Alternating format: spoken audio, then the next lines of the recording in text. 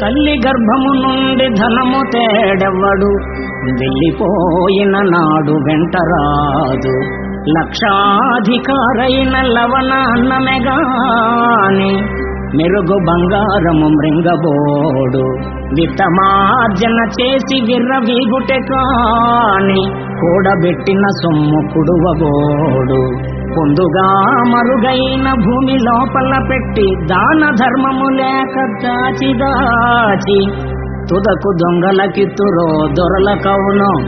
తేనె జుంటి గలియవా తెరువరులకు, భూషణ వికాస శ్రీధర్మపుర నివాస. దుష్ట సంహార నరసింహ దురిత దూర.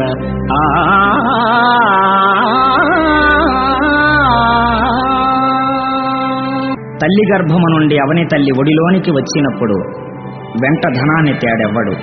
చనిపోయేడు వేళ సంపద